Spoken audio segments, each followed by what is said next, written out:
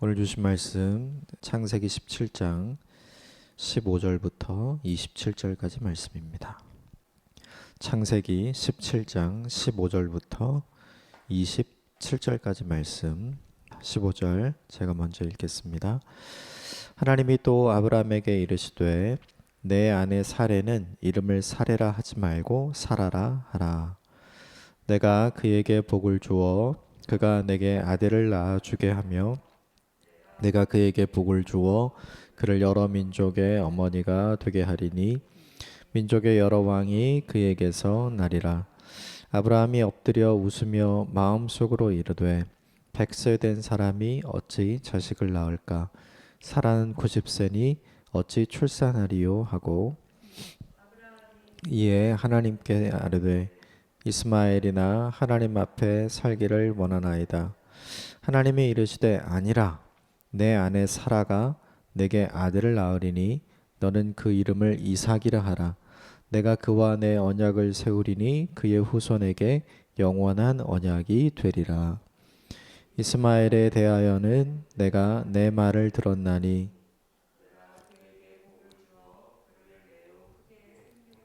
번성하게 할지라. 그가 12두령을 낳으리니 내가 그를 큰 나라가 되게 하려니와 내 언약은 내가 내년 이 시기에 사라가 내게 낳을 이삭과 세우리라. 하나님이 아브라함과 말씀을 마치시고 올라가셨더라. 이에 아브라함이 하나님이 자기에게 말씀하신 대로 이날에 그 아들 이스마엘과 집에서 태어난 모든 자와 돈으로 산 모든 자 곧 아브라함 집 사람 중 모든 남자를 데려다가 그 포피를 베었으니 아브라함이 그 포피를 뺀 때는 99세였고 그의 아들 이스마엘이 그 포피를 뺀 때는 13세였더라.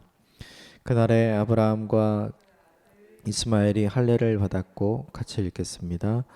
그 집의 모든 남자 곧 집에서 태어난 자와 돈으로 이방 사람에게 사온 자가 다 그와 함께 할례를 받았더라. 아멘. 오늘 말씀은 어제 본문에 이어지는 본문이죠. 하나님께서 아브라함에게 나타나셔서 다시 약속을 재확인시켜주는 말씀이고 이름을 바꾸어 주시는 부분입니다. 오늘 본문 15절, 16절, 17절 다시 한 번만 읽겠습니다. 15절, 16절, 17절 시작. 하나님이 또 아브라함에게 이르시되 내 아내 사레는 이름을 사레라 하지 말고 사라라 하라. 내가 그에게 복을 주어 그가 내게 아들을 낳아주게 하며 내가 그에게 복을 주어 그를 여러 민족의 어머니가 되게 하리니 민족의 여러 왕이 그에게서 나리라. 아브라함이 엎드려 웃으며 마음속으로 이르되 100세 된 사람이 어찌 자식을 낳을까? 사라는 90세니 어찌 출산하리요 하고. 오늘 본문에 보면 하나님의 모습과 아브라함의 모습이 대비됩니다. 하나님은 불가능을 가능하다고 말씀하고 계시죠. 사라가 90세가 되었지만 아들을 낳게 될 것이다. 이렇게 이야기를 하고요. 또 하나 아브라함은 현실을 바라보죠. 지금까지 되지 않았는데 어떻게 되겠습니까? 라고 17절에 보면 오늘의 불가능을 내일의 불가능으로 여전히 생각을 하고 있죠. 왜냐하면 지금까지 과거에 계속해서 불가능이었기 때문에 그렇습니다. 그래서 이 본문을 보면 하나님은 현재가 아니라 미래를 보시는 분. 그리고 17절에 아브라함은 현실을 보고 미래를 보는 것 같지만 사실은 과거를 보고 있는 사람. 이게 이 본문 속에서 하나님과 대비되는 아브라함의 모습이죠. 우리가 실수하는 영역이 있는데 그게 뭐냐 하면 지금 안 된다고 앞으로도 안 된다고 생각하는 것입니다. 지금 아브라함이 계속해서 속단하고 단정하고 있죠. 15장에서도 아브라함은 속단하고 단정했어요.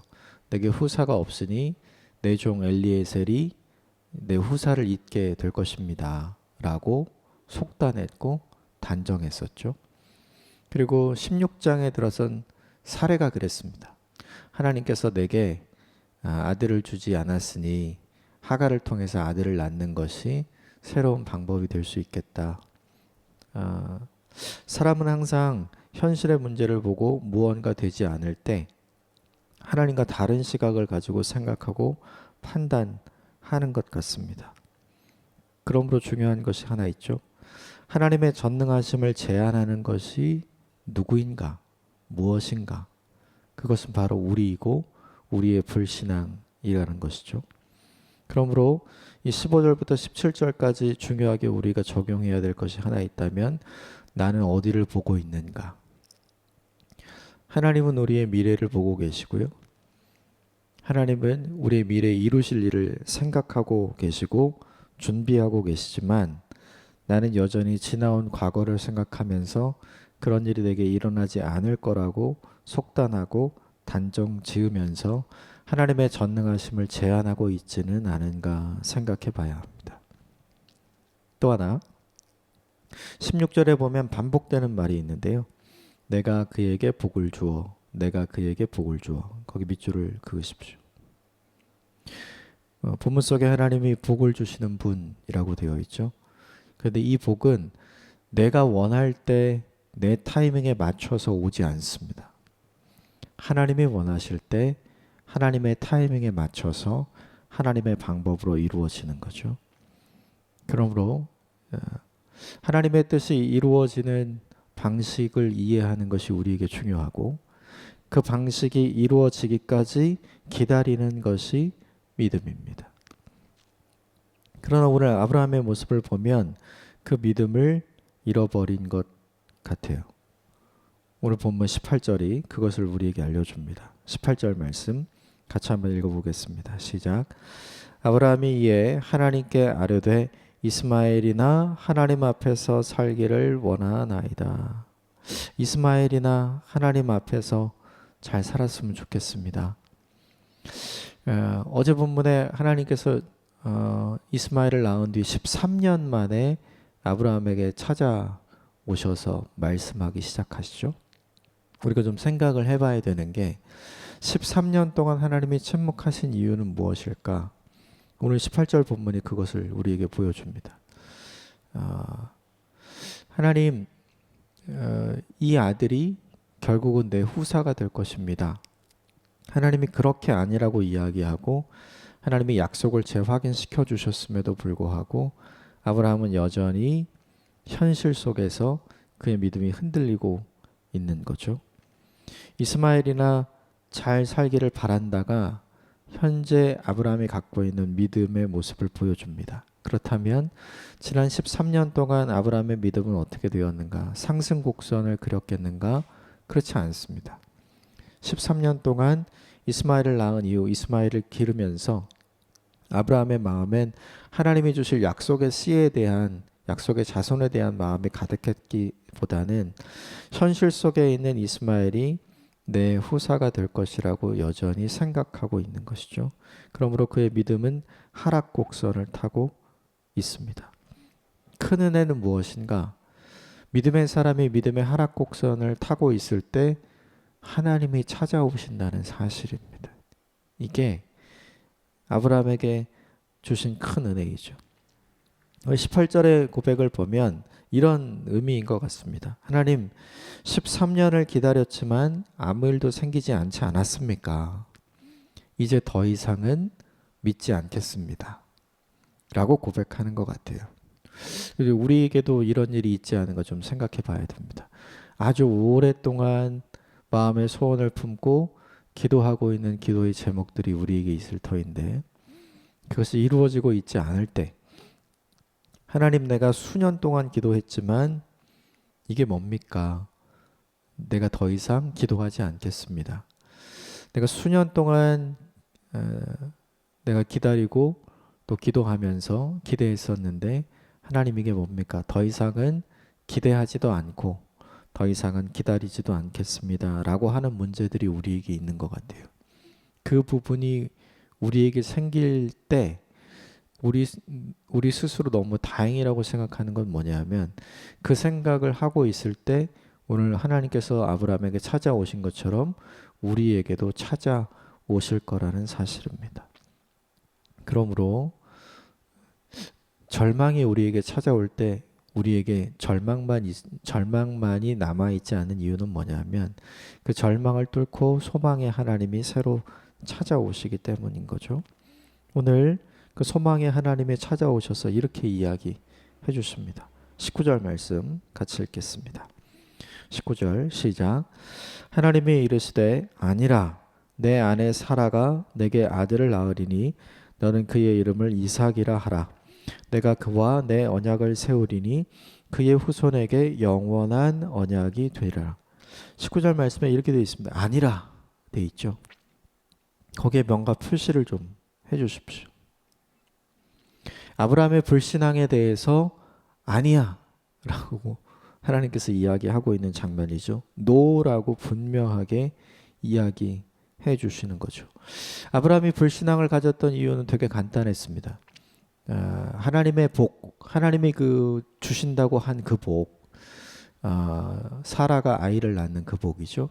그 복이 내가 원하고 내가 바라던 타이밍에 오지 않았던 것.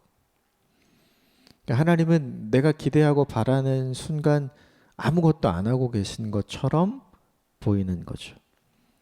불신앙의 문제는 항상 우리에게 세계관의 충돌을 가져다 줍니다. 나는 지금 필요한데 하나님은 그렇지 않은 거예요. 나는 지금 급한데 하나님은 그렇지 않죠.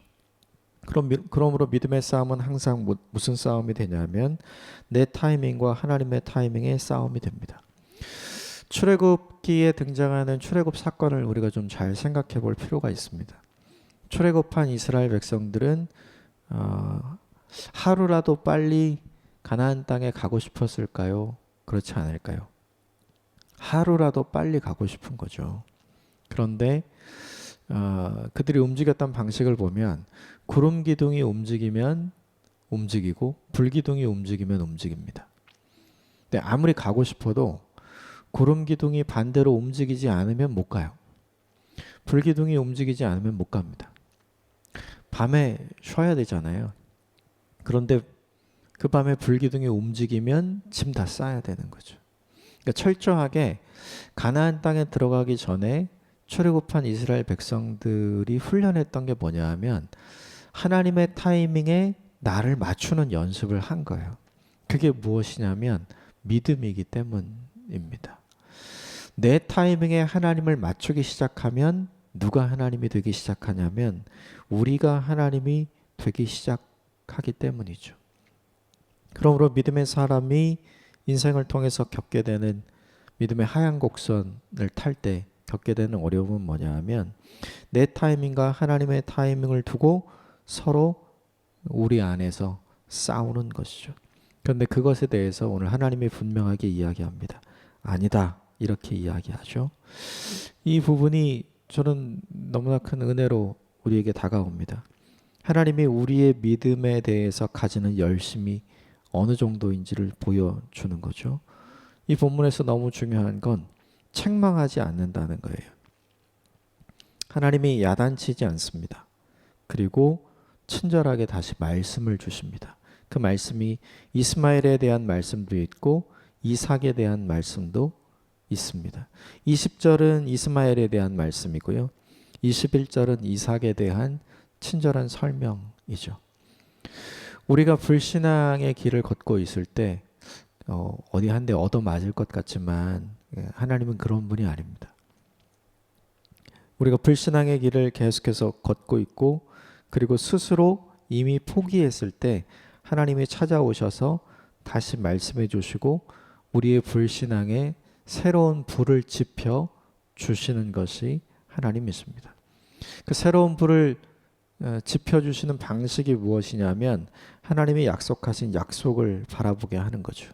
21절 말씀 같이 한번 읽어보겠습니다. 21절 시작. 내 언약은 내가 내년 이 시기에 사라가 내게 낳을 이삭과 세우리라. 아브라함은 지금 현실만 바라보고 있죠. 왜냐하면 과거에 쭉 안 돼 왔기 때문에 현재 안 되는 거고 현재 안 되기 때문에 미래도 안 될 것이다. 그러나 하나님은 그 모든 공식을 다 깨버리죠. 과거에 안 됐다고, 현재 안 됐다고, 미래에 안 되는 것은 아니다. 지금까지 기다려왔던 아브라함에 대한 하나님의 약속이 이제 드디어 이루어질 날이 남지 않았습니다. 얼마 남지 않았죠. 이것을 우리에게 좀 적용해 볼 필요가 있습니다. 불신앙은 우리의 인생에 갑자기 찾아오지 않습니다. 아브라함의 인생에는 13년이라는 시간이 그런 시간인 거죠. 갑자기 우리의 마음에 불신앙이 찾아오는 것이 아니라 매일매일이 겹겹이 쌓여서 그 시간이 우리에게 불신앙을 일으키고 만들어내는 거죠. 그러므로 오늘 하루를 사는 동안 우리들이 해야 할 일이 있습니다. 그것은 뭐냐면 오늘 하루도 내 인생에 불신앙을 만드는 하루로 내가 오늘 하루를 쓸 것인가, 아니면 내 인생에 새로운 소망과 희망을 만드는데 오늘 하루를 쓸 것인가, 그것은 무엇을 바라보는가에 달려 있습니다. 하나님께서 아브라함과 이야기를 마치시고 올라가셨죠. 올라가시고 난 다음 아브라함이 한 일이 이것입니다. 23절 같이 읽읍시다. 시작. 이에 아브라함이 하나님이 자기에게 말씀하신 대로 이날에 그 아들 이스마엘과 집에서 태어난 모든 자와 돈으로 산 모든 자, 곧 아브라함의 집사람 중 모든 남자를 데려다가 그 포피를 베었으니 아브라함이 그의 포피를 벤 때에는 99세였고 그의 아들 이스마엘이 그의 포피를 벤 때는 13세였더라. 23절에 말씀하신 대로, 거기에 뭔가 표시를 좀 해주시면 좋겠습니다. 하나님과 대화하고 난 다음에 아브라함이 어떻게 했는가, 말씀하신 대로 전부 다 순종하는 장면이 오늘 본문에 등장하죠. 그러므로 이 본문이 우리에게 깨닫게 해주시는 바가 있습니다. 하나님과 제대로 대화하고 나면 우리에게 믿음이 회복됩니다. 그러니까 다른 어떤 것으로 우리의 믿음이 회복되는 것이 아니라 하나님과 단독으로 만나는 일이 우리에게 필요한 거죠. 그 믿음이 회복되면 자연스럽게 행함으로 하나님께 응답하게 되어 있죠. 생각해 볼 것이 하나 있는데, 아브라함의 집 사람이 몇 명이나 되었을까? 우리는 이미 알고 있죠. 아브라함의 집에 있는 가신만 해도 318명. 그러나 그 사람들 말고 또 종들도 있었을 거란 말이죠. 그러니까 이 포피를 베어야 하는 남자의 숫자는 적어도 기백명 이상이 되는 거죠. 그런데 그 많은 사람이 일을 시작해서 일을 다 마칠 때까지 할례를 행하는 오늘 아브라함의 모습을 우리는 상상해 볼 수 있습니다. 지금까지는 이런 믿음이 그에게 없었어요. 그러나 하나님을 다시 만나고 나니까 그의 믿음의 하락곡선이 바닥을 찍고 다시 올라오기 시작하는 거죠. 그러므로 믿음이 흔들릴 때마다 우리에게 필요한 것이 있어요. 그것은 무엇이냐면 우리는 새로운 은혜가 필요하다고 생각합니다. 마치 자동차에 기름이 떨어지면 기름을 새로 채워 넣어야 되는 것처럼, 그러나 오늘 하나님이 아브라함을 만나 주시는 장면을 보면 아브라함을 완전히 새로운 사람으로 만들어 주시지 않습니까? 은혜가 필요한 것이 아니라 하나님이 필요합니다. 하나님과 만나야 완전히 새로운 사람이 될 수 있기 때문이죠. 이 포피를 베었다는 뜻은 남자의 생식기에 칼을 대었다는 뜻인데요. 그것 자체로는 죽었다는 의미가 있습니다. 1년 이후에 만약에 이삭이 태어난다면 그것은 이미 생식 능력을 잃어버린 자신의 능력이 아니라는 반증이 되는 것이죠. 그러므로 날마다 화장실에서 그 상처와 그 흔적을 보면서 기억하게 되는 거예요. 아, 하나님이 이 일을 행하실 것이다. 앞으로 그것을 기억하면서 기대하면서 1년을 살게 되는 것이죠. 그러므로 이 본문의 상처가 무엇이 되냐면 믿음의 흔적이 됩니다. 우리에게 필요한 것이 하나 있어요. 우리가 아브라함 이야기를 쭉 살펴보면서 아브라함은 믿음의 기복이 있었습니다. 86세 때에도 그랬고 오늘 지금 99세 때에도 마찬가지죠. 12년, 13년 단위로 그는 그의 믿음의 기복을 우리에게 쭉 보여주는데 그 믿음의 기복이 없이 사는 방법, 그것이 뭐냐면 믿음의 흔적을 만드는 거죠. 지금까지는 하나님께서 약속해 주신 약속의 말씀이 그의 인생의 믿음의 흔적이었습니다. 그런데 이제부터는 그의 몸에 믿음의 흔적을 갖는 거죠. 은혜를 기억할 만한 믿음의 장치를 하나님께서 주신 것이죠. 이것을 우리에게 좀 적용해 볼 필요가 있습니다. 하나님의 은혜를 잊지 않을 수 있도록 우리가 믿음을 견지해 갈 수 있는 믿음의 흔적, 은혜의 흔적을 만드는 것이 우리에게 중요하죠. 우리 대부분 생명의 삶 가지고 큐티하는데 생명의 삶이 그런 의미에서 우리의 믿음을 잘 견지할 수 있도록 우리에게 도움을 주는 믿음의 흔적이 됩니다. 결국 23절부터 마지막 절까지 아브라함이 보여준 게 뭐냐 하면 순종은 입으로 하는 것이 아니라 몸으로 하는 것이다. 이걸 그대로 우리에게 보여주죠. 오늘 몇 가지를 함께 나누었습니다. 잊지 않았으면 좋은 것이 있어요. 그것은 무엇이냐면 지금 안 된다고 앞으로 안 된다고 속단하거나 단정하지 말 것. 아브라함이 오늘 본문에서 실수한 내용인데 하나님은 그렇지 않다는 것, 그 모든 것을 다 뛰어넘으신다는 거죠. 또 하나, 하나님은 우리의 불신앙에 대해서 단호하게 아니라고 이야기해 주십니다. 우리가 가지고 있는 불신앙에 대해서 하나님이 아니라고 말씀하실 때 우리가 아멘으로 응답한 우리 모두가 되었으면 좋겠고요. 또 하나, 하나님의 말씀을 회복된 아브라함이 끝까지 몸으로 실천하는 장면이 오늘 본문 마지막에 등장하죠. 우리도 아브라함처럼 하나님이 된다고 하는 그 일, 하나님이 약속하신 그 일에 대해서 끝까지 순종하는 저와 여러분이 되셨으면 좋겠습니다.